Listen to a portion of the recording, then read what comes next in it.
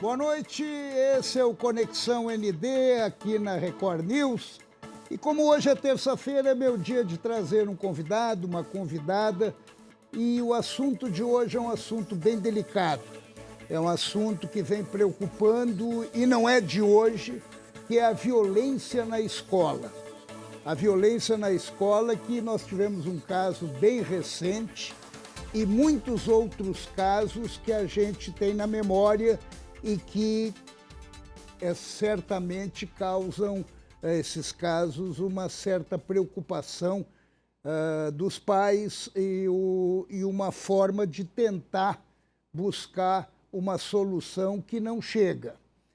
Eu estou hoje na presença da neuropsicopedagoga Heloíse Reis, ela que vai conversar conosco e vai nos detalhar um pouco esse mundo da violência na escola, como é que a gente poderia, de repente, contê-lo ou, de repente, combatê-lo de uma maneira eficiente. Primeiro, eu queria muito agradecer a sua presença aqui, uma boa noite para a senhora. Obrigado por ter vindo. É um prazer estar aqui com vocês.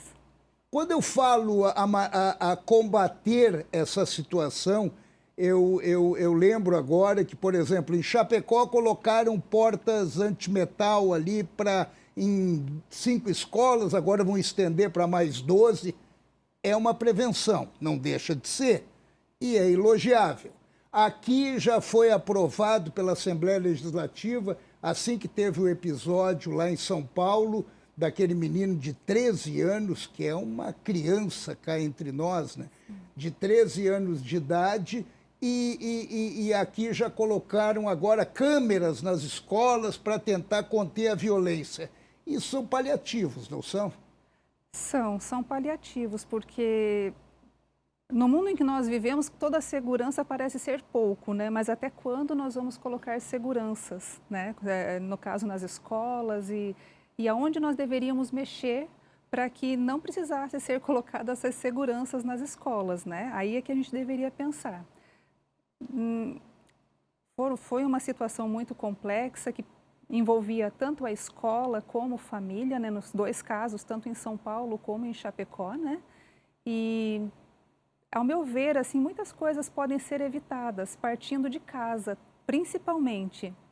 Isso que eu tenho em mente, e até antes de começar o programa nós conversávamos e eu coloquei para a senhora que educação vem de casa e o ensino vem da escola. Só que de um tempo para cá e de algum tempo para cá, transferiram a educação para a escola. Só que a escola não tem condições de educar, ela está preparada para ensinar. Isso mesmo, a escola ela está preparada para ensinar português, matemática, as matérias do currículo escolar. Agora, a educação mesmo, moral, deve vir de casa, porque o que aconteceu ali foi uma coisa comportamental e que deveria ter vindo de casa, né? Então, ao ponto que a mãe fez até uma declaração, não sei se a senhora teve a oportunidade de acompanhar, e me chamou a atenção, ela disse, tenham mais atenção com seus filhos, porque eu não percebi nada. Isso mesmo. Sabe, Paulo, eu me preocupo muito mais porque nós temos 2 tipos de criança. Aquela criança que fala, que brinca, que faz bagunça, ou adolescente, como queira, né? Aquele que se expõe, que fala, que briga, aquele lá você consegue prever as atitudes, mas você tem aquele quietinho, que é o filho do quarto. Aquele que ninguém está percebendo o que está acontecendo, ele sempre está no quarto, ele sempre está meio isoladinho da família, ele sempre está nos jogos principalmente, ele sempre está arredio das coisas da família, né? E normalmente essa criança é que eu me preocuparia mais. Então por isso talvez a mãe falou, tomem cuidado, porque talvez alguns sinais aquela criança, aquele adolescente demonstrava e que a mãe não percebeu, a família não percebeu. Claro que nesse momento a gente não está querendo transferir culpas, é óbvio que não, que é um momento delicado. Eu tenho a impressão que os pais também não preparam um filho para ir para a escola para provocar violência, provocar situações como a gente presenciou. Mas o porquê que surge isso de repente? E eu percebi também que tem alguma coisa a ver com bullying, né? Então, aquela criança que sofreu bullying, aquela criança que, por exemplo, você percebe que a criança que sofre bullying, ela normalmente ela acaba se tornando um pouquinho mais agressiva. Por quê? Porque toda vez é ela, toda vez é o fulaninho, é aquele lá. Sempre ele é chamado a atenção, seja na escola, às vezes até mesmo em casa, né? Chama a atenção dele o tempo inteiro, ele faz alguma coisa, ele é um pouquinho mais bagunceiro, as crianças acabam sentindo um pouquinho de medo dele, meio de receio, e aquilo a sociedade, no caso as crianças, né? Isso na infância, né? E ele vai crescendo e se torna um adolescente. A infância não deixa de ser, na escola, um núcleo social, né? Sim, a sociedade deles, né? Da criança. Os professores chamam a atenção daquela criança e ela vai crescendo agressiva. Por quê? Ninguém gosta de mim naquela escola. Aí chega em casa e, de repente, aquela criança também não tem, talvez, não... mais uma vez a gente fala, não é culpa dos pais, mas os pais precisam prestar um pouquinho mais de atenção em como estão na família, o que está acontecendo com a família, com as crianças, né, com os adolescentes, se eles estão sendo satisfeitas as necessidades básicas, tanto das coisas básicas que uma criança, um adolescente precisa, como também da convivência familiar, né, do núcleo familiar. Eu sempre puxo para a família, porque a família fica mais tempo com a criança do que a escola. Então, a escola, a criança fica 4 horas por dia, enquanto na família ficam as outras 20 horas. Né? O que acontece durante aquelas 20 horas? Então, isso que os pais precisam ficar assim muito atentos. Aquela criança está muito quieta, ela está muito no mundinho dela. Ela é uma criança muito isolada. Ela sofreu bullying, no caso, quando chegou a adolescência, aquela criança sofreu bullying na infância. O que criou no coração daquela criança? Que ela está isolada agora na adolescência, se for o caso, né? E outras coisas mais estão chamando a atenção dessas crianças, muito mais do que a escola.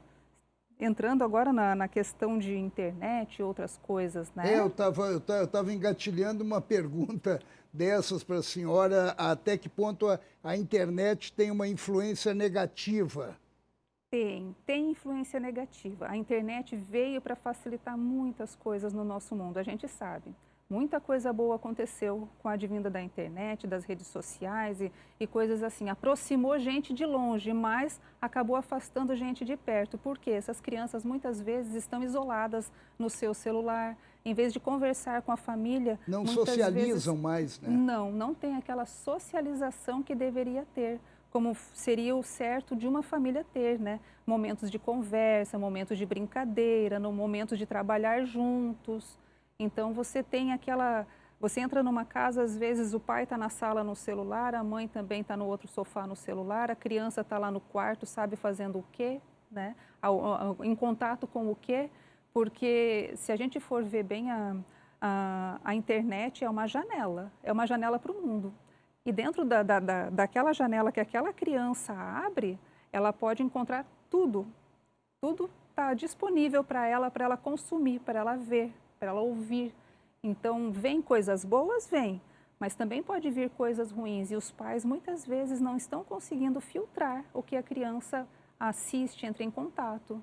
Qual é o papel do pai nessas circunstâncias específicas? Como é que ele deveria agir em relação à internet? Porque tem muitos pais que não gostam de dizer não. E tem muitos pais, e isso eu já observei, que para ficar mais tranquilo, entrega um tablet para o filho e deixa ele ali no tablet, daí pelo menos eu estou tendo um momento de alívio. E, de repente, ele está tendo um momento de problema. Ele pode estar tendo um momento de problema futuro, talvez. Ali, naquele momento, é um momento de alívio. Ele pode estar descansando, ele pode estar tranquilo, mas no futuro isso pode acarretar coisas ruins. Muitas vezes a gente vê os pais, na hora da refeição, já para crianças pequenininhas, dando um tablet para assistir, um celular para assistir um videozinho, um joguinho, enquanto comem, né? E isso deixa de ter o relacionamento familiar. E o pai e a mãe, no caso, a família, tem que regular esses momentos. Se eles são pequenos, se a gente for ver, até uma certa idade, a criança não deveria ter contato com telas, né? Até uma certa idade. Depois de Qual uma certa seria idade... essa idade da sua Então, leitura? até os 2 anos, nenhum contato com telas. E quando a gente vai em um restaurante, por exemplo, o que, que a gente vê nas mesas, né? A gente vê crianças pequenininhas com as telas, os pais jantando, e talvez seja mais fácil realmente colocar as telas naquele momento, mas e no futuro? E naquele momento que a criança devia estar tendo uma visão de mundo, ela está tendo visão do quê? Daquele espacinho que ela está vendo ali? É o mundo, mas será que esse é o momento? Então, até os 2 anos, a criança não deveria ter telas. Aí até os 4, 5 anos vai aumentando, é 1 hora, é 2 depois, quando maiorzinho, né? Mas aí os pais não estão talvez controlando, estão deixando, né? Porque é mais fácil realmente, né? Ou por conta de trabalho, talvez os pais precisem trabalhar em casa e daí deixam naquele momento, mas realmente é o futuro que vai dizer, né? Eu moro em frente a um colégio e me chama a atenção, porque de manhã cedo eu saio com o meu cachorrinho lá, o Biscoito, e eu percebo a meninada indo para a escola. Olha, em 10, 11 estão olhando para o celular. É impressionante. Agora, até que ponto esse celular entrando na escola, ele é benéfico ou maléfico? Então, ao meu ver, assim, dá para fazer um bom trabalho com a questão do celular, as mídias, as coisas assim. A gente tem como fazer, como professor, a gente pode ter um uso muito bom do celular, porque se a gente for ver bem a história da educação, nós temos hoje o modelo de educação de 100 anos atrás. Então, é um modelo já ultrapassado. Quando chega na escola, essa criança que está hiperconectada no celular, quando chega na escola, encontra lá uma professora, um quadro, um giz, entende? Um livro em cima da mesa. Desperta um sentimento de retrocesso. Desperta isso talvez neles, né? E eles precisam... só que também a gente precisa ver que o professor também precisa buscar novos conhecimentos, se atualizar para trazer novas formas de educar, trazer novas formas de conectar essa criança com os próprios professores, né? Para que eles não fiquem tão alheios assim ao que está acontecendo. A gente pode colocar também a responsabilidade do corpo docente, né? Eles têm uma participação importante nisso e, de repente, não estão dando a devida atenção ou tem ali também um problema? Sim, pode ter, existem professores maravilhosos, a gente não pode colocar todos Não, não, e todo generalizar, mundo, claro que não, claro mas que não. existem muitos professores que estão fazendo um trabalho maravilhoso com relação a isso. Eu vou tomar um golinho de Tem água. água, fique bem à vontade aí. Nós temos professores maravilhosos que estão fazendo um excelente trabalho, aproveitando desse fator, né, de ter o conhecimento na palma da mão naquele momento. Imagine você dar uma aula de história e ter aqui imagens para mostrar para os alunos, coisa que há anos atrás, no caso, no meu tempo de criança, eu não tinha. Você também talvez não tinha. Não, não tive. Então, é muito fácil de você gerar uma imagem de alguma coisa que aconteceu lá atrás. Atrair atenção, Atrair atenção, né? Mostrar um vídeo. Você pode, de repente, entrar no Google e conseguir ver esses dias, no consultório mesmo, eu e a criança, o meu cliente pequenininho, nós fomos conhecer um pouquinho da Coreia. Como que é? Ele ficou curioso para saber o que tinha e nós fomos passeamos pelas ruas. E criança é curiosa por natureza, né? Eles querem aprender, eles querem ver. Muito, ele foi vendo e viu as casas diferentes, aquilo chamou tanto a atenção dele. Então, existem professores que estão buscando conectar e aproveitar esse momento de também manter essa conexão com a criança ou com o adolescente. Então, é importante que o professor continue a se preparar e se apropriar desse conhecimento. Agora, atender a criança numa situação de força, eu acho que não é o mais adequado, né? Não, a coação ela sempre é Tem uma maléfica. reação. Tem uma reação, tem uma reação. Você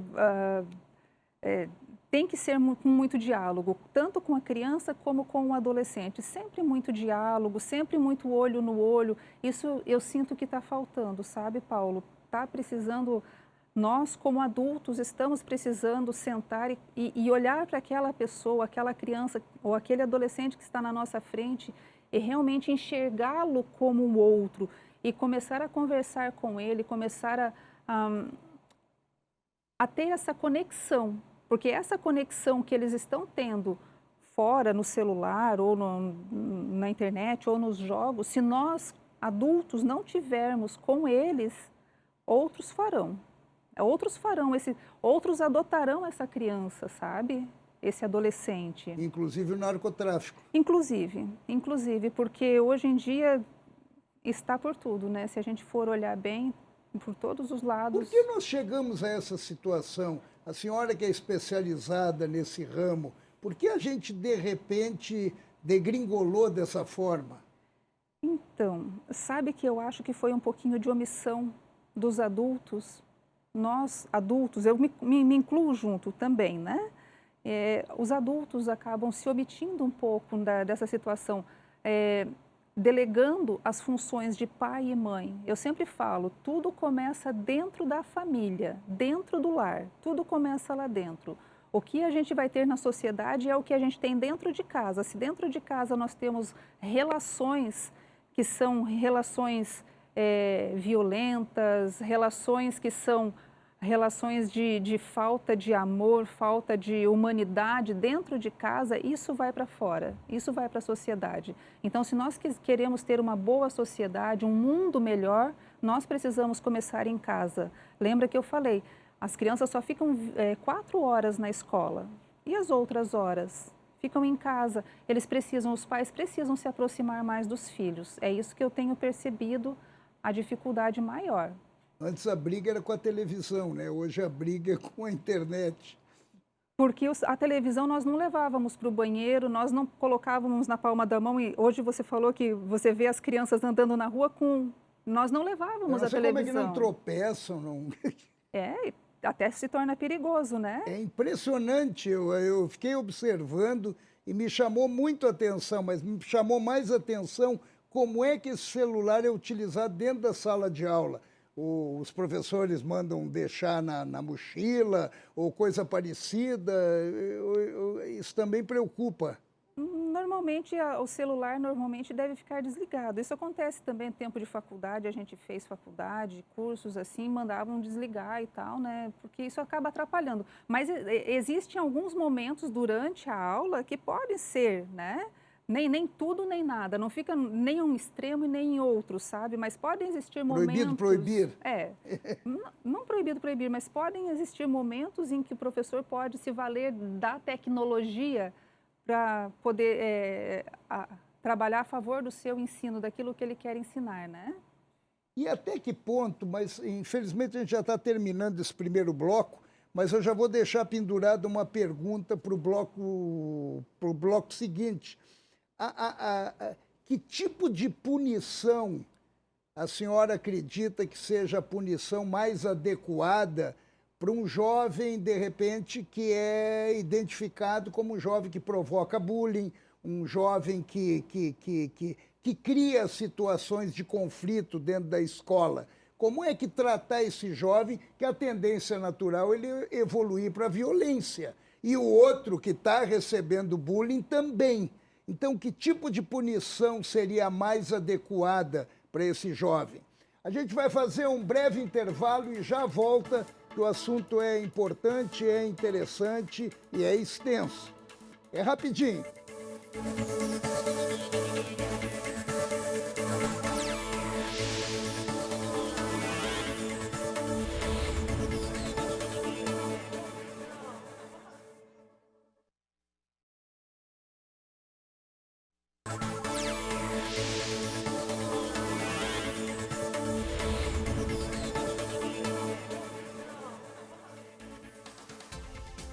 Este é o Conexão ND aqui na Record News e hoje eu estou recebendo a neuropsicopedagoga Heloíse Reis e o tema é a violência na escola. Nós conversávamos agora há pouco no primeiro bloco e eu lhe perguntei sobre que tipo de punição, qual a punição que poderia ser considerada uma punição importante para a recuperação de um aluno que, de repente, pratica de forma ostensiva o bullying e acaba atingindo os seus colegas e o colega também acaba querendo reagir, né? Sim, a punição, Paulo, eu vejo assim que violência vai gerar mais violência. Se a gente for ver, se ele é agressivo, talvez ele teve alguém agressivo por trás dele para se tornar agressivo. Isso poderia ser em casa, o bullying no caso, poderia ter sido na escola mesmo, que alguém foi agressivo primeiro e tornou ele um menino que vai acabar agredindo outras pessoas, né? Então, eu acredito que a violência vai gerar mais violência nesse caso. Mas você colocar uma criança ou um adolescente que gera bullying para outras crianças, outros adolescentes, seria colocá-lo para ajudar de alguma forma para que ele possa ser colocado para auxiliar, seja na escola, ajudar quem não consegue aprender. Eu não sei fazer nada, mas então eu vou ajudar. Eu vou para uma sala de crianças que têm dificuldades, por exemplo, em matemática, um adolescente no caso, e ele vai ajudar crianças que não conseguem aprender matemática. Aquela criança que ele ataca, ele acaba ajudando. Seria a melhor forma, porque ele vai ter conexão com aquela criança e vai perceber que aquela criança é humana igual eu. Ela tem sentimentos como eu. Mas o corpo docente está preparado para isso, que é uma carga tão grande, principalmente pelo que a gente falou agora há pouco, que a educação, de repente, está sendo colocada como um fator deles terem a responsabilidade. Será que o corpo docente está preparado para ter essa sensibilidade? Ou, de repente, eu agir de uma maneira ou de outra para tentar cortar o mal pela raiz? Então, Paulo, a gente tem que ver que a culpa nem sempre é do professor, ou daquele professor, daquela série, daquela criança naquele momento, né? Você tem uma coisa assim que veio, é como se fosse uma queda de dominós. Uma coisa vai derrubando e vai chegando naquele ponto daquele professor, né? Então, ninguém vai estar vendo o histórico que aconteceu. A escola, de alguma forma, ela precisa auxiliar a família, porque a escola também fica nessas 4 horas, né, com a criança. Essas 4 horas, o que acontece lá dentro? O que acontece dentro da escola? O que está sendo ensinado dentro da escola? Então, a escola também é responsável de passar algumas coisas que vai ajudar, no geral, todas as crianças e principalmente essas crianças que criam dificuldades maiores, né? A gente tem visto, isso não é de agora, né? Sempre foi o caso de professores que de repente não estão sendo bem remunerados, escolas sucateadas, isso no caso escolas públicas. Infelizmente isso continua. Isso continua, né? Mas isso não pode ser um fator que impeça o professor de fazer o melhor que ele pode naquele momento com as armas e com as ferramentas que ele tem. É muito digna essa profissão, justamente. Né? Imagine se não tivéssemos os professores, né? Então, imagine que você tem o poder de ter nas suas mãos 30 alunos. O que você deixaria para eles? Como herança sua, né? O que você poderia deixar para eles naquele momento? Mas isso se perdeu com o tempo também, essa preocupação do professor de ver aqueles alunos, dizer o que eu vou... Porque eu tive, graças a Deus, professores que me deram isso e que eu percebia que eles se doavam para o aluno. Claro que a gente tinha problemas de violência, problemas de bullying, mas não no grau que nós nos encontramos hoje. Não no grau que nós nos encontramos. Mas assim, nós temos professores e professores. Então, como a gente não pode generalizar, nós temos muito bons professores. Então, eu acredito que cada professor tem que trazer para si a responsabilidade. Bom, eu não posso salvar o mundo, mas o que eu posso fazer com aquela turma que eu tenho na minha frente naquele momento? Mas o Estado dá condições para isso ou a senhora acredita que não? Eu não sei, sabe, Paulo? Sinceramente, às vezes eu tenho um pouquinho de dúvidas. A gente Ela vê está que sendo educada, né?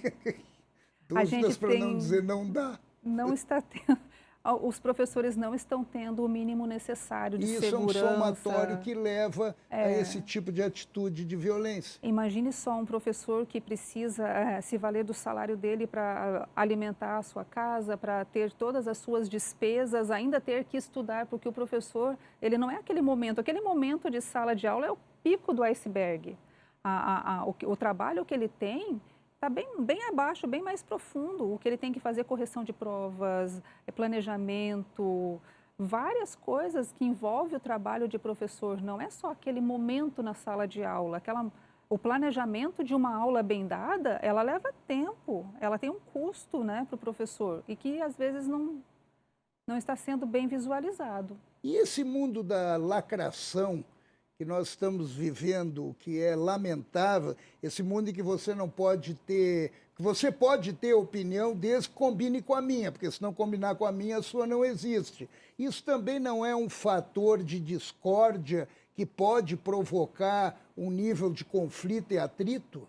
Pode, e o que eu tenho visto muito é essa polarização de ideias. Se você não pensa como eu, então você é meu inimigo. Poxa, há anos atrás está tudo certo. Eu gosto do verde, você gosta do amarelo e está tudo bem, a gente é amigo mesmo assim. Hoje em dia isso acontece no mundo dos adultos, né?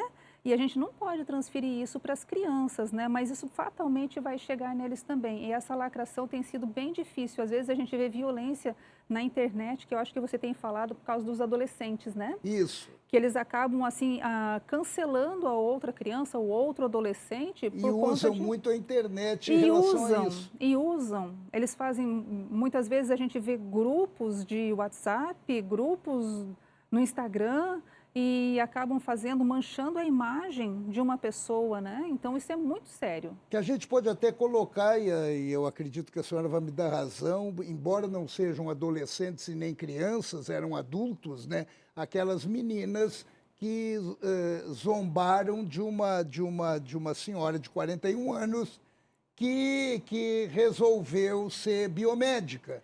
Um absurdo. Adultos, pensa aí, adultos que estavam numa formação de uma... Isso é violência. Isso é uma violência muito grande. Agora, imagine o que vem para baixo, na família dessas meninas agora, mas que daqui a pouco vão ser mães. O que vem para baixo, né? O que vem nos filhos, na família, dali para frente, né? Então, é um absurdo o que está acontecendo.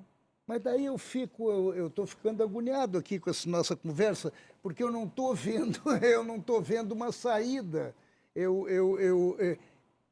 A gente está fazendo várias colocações, claro que a saída é que se a família, dentro de casa, a criança já receba a bagagem suficiente para saber enfrentar as intempéries lá fora. Isso, a família precisa dar a base, a família precisa suprir essa criança nas necessidades básicas que ela tem, de saúde, de segurança, de bem-estar, de amor, de carinho, dessa criança saber quem ela é nesse mundo, para que ela veio nesse mundo, para ajudar na sociedade, para ser uma pessoa boa na sociedade. A família precisa preparar essa criança. Quando essa criança chega na escola, ela precisa continuar essa preparação com professores, colocando coisas boas ali naquela turma, ajudando aquela turma a crescer, a levantar aquela turma.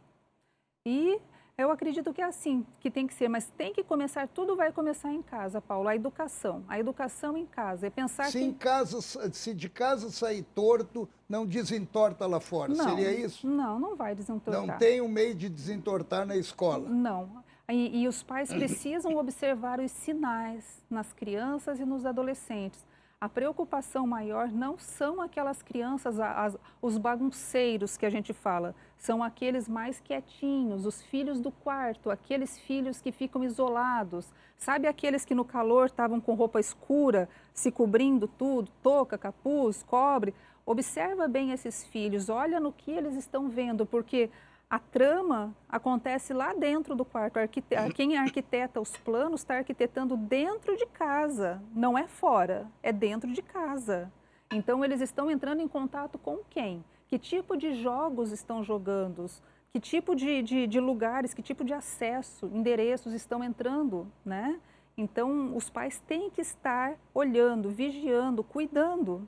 E principalmente, eu acredito, eu infelizmente não sou pai, mas eu acredito que infelizmente é importante ouvir o filho, né? Os pais hoje não têm tempo para ouvir o filho ou não sabem ouvir os filhos? Acaba que é os dois, sabe, Paulo? Eu percebo que é os dois, porque assim, ó, um pai que também está hiperconectado, ele normalmente ele não tem uma boa socialização, você concorda? Nós temos que voltar, dar um passo atrás. Nós, como humanidade doente, como sociedade doente, temos que dar um passo atrás e ver ó, no que nós estamos errando. Então, em casa precisa de ter mais diálogo, precisa de ter mais relacionamentos familiares, fazer coisas junto com os filhos, estar junto, fazer um piquenique em família, estar junto com os filhos, trazer essas crianças, trazer esses filhos para si. Porque se os pais não adotarem, outros vão adotar.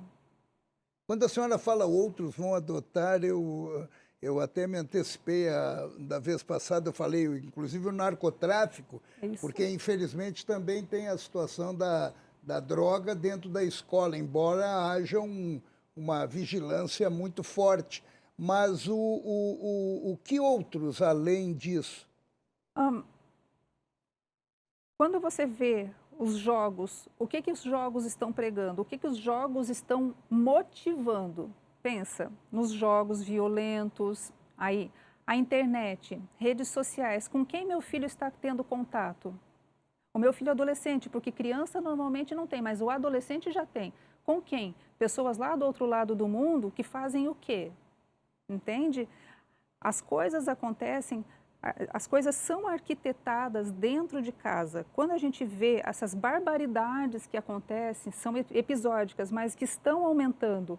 Mas com quem essas crianças tinham contato? Ou esses adolescentes, no caso, já não eram mais crianças, mas já eram adolescentes. Com quem eles tinham contato? Os pais não sabiam com quem, né? O que fez com que eles ficassem assim? Será que isso vinha desde pequenininho? Será que, de repente, eu não percebi e meu filho não tinha um sentimento quando um animalzinho morria? Ou via uma cena de uma coisa, uma atrocidade e não se importava? Será que meu filho era assim quando era pequenininho e eu não percebi? Esses são os sinais, né? Às vezes até de uma psicopatia, que a gente está entrando em outra área, mas até de uma psicopatia que a gente não percebeu. São doenças psiquiátricas, às vezes, que essas crianças tinham e que não foi percebido. Por quê? Porque eles eram quietinhos, eles não incomodavam. Como eles estavam sempre quietinhos e não incomodavam, deixa eles quietinhos lá. Porque, na verdade, eles ficam quietinhos para eu ficar bem. Tá tudo Não bem. por eles, é para mim. Hoje, antes de começar o programa, eu estava no camarim, a minha produtora, a Carol. Carol tem uma filha que é um encanto, é uma princesinha ela. E a Carol estava toda orgulhosa porque a filha tirou 10 em português e 10 em matemática. Eu achei muito bonito aquilo quando ela me falou, a alegria dela da filha tirar 10. Isso aí também eu acho que é fundamental para dar para as crianças, para dar para o filho um fator de segurança. Não seria isso? O pai ter uma participação, não só cobrar. Por que tu não tirou isso? Pá, tu tinha que estudar mais, porque não sei o quê. Eu acho que ele também tem que compreender que o filho pode falhar de um lado ou do outro. É por aí que é o caminho? É aí que é o caminho, porque assim, ó, o que nós temos que ver? Essas crianças, elas parecem que elas não podem errar mais. Se você for olhar bem, elas não podem mais se frustrar. Pode ver, a criança não pode mais se frustrar, ser frustrada. A criança não pode chorar, a criança não... Então, você tem, por um lado, você tem pais super protetores, por outro lado, você tem pais omissos, e no caso... a gente precisa estar junto dessas crianças. A menininha que tirou 10, imagine que alegria a Carol falando, nossa, minha filha tirou 10. Imagine o orgulho que essa menininha da mãe, né? E a menininha, da filha. saber que, nossa, olha só, olha a minha mãe ficou feliz. O Paulo ficou sabendo que eu tirei 10, olha só a alegria. Ela vai tentar fazer novamente para que Entende? É isso mesmo, são reforços positivos. Nós precisamos dar reforços positivos para as crianças. Não só cobrar. Se a gente só cobra, cobra, cobra, você tem que estudar, mas a criança fala assim, tá, mas como é que eu estudo? Tá, mas isso aí também na escola. Isso aí também, embora lá não é a função da educação, mas a escola também tem que dar ao aluno essa segurança, não é? Essa motivação, né? É o termo mais correto, A motivação. É. Quando você vai trabalhar, você trabalha por um motivo. Não existe ninguém que vai trabalhar de alegre, né? Quando eu vou para a escola e eu faço uma prova, eu faço pensando em um motivo. Eu quero tirar uma nota boa. A nota boa me faz um reforço positivo e me faz com que eu queira tirar novamente uma nota boa.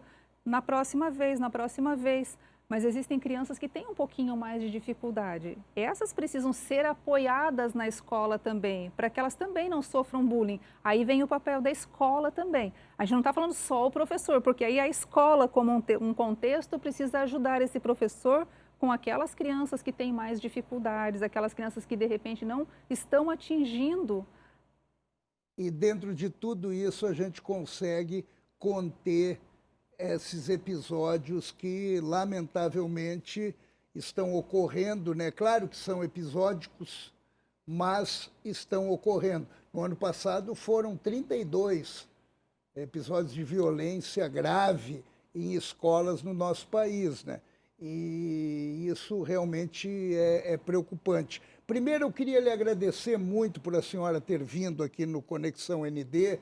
Foi uma conversa muito, muito saudável, muito estimulante também, e para quem nos assistiu sabe da importância que tem de proteger o seu filho, motivar o seu filho e dar segurança para o seu filho. Isso cabe muito mais aos pais do que transferir para uma escola. Aos pais, com certeza. E nós termos crianças ou adolescentes em casa seguros, protegidos, nós estaremos lançando para o mundo, para a sociedade, pessoas que vão ajudar na sociedade e não pessoas que de repente vão ter mais dificuldades, né? Como é o que tem acontecido. Muito obrigado por sua participação e obrigado você que nos acompanhou até aqui em mais um Conexão ND. Terça-feira eu estou de volta. Obrigado, boa noite e um beijo.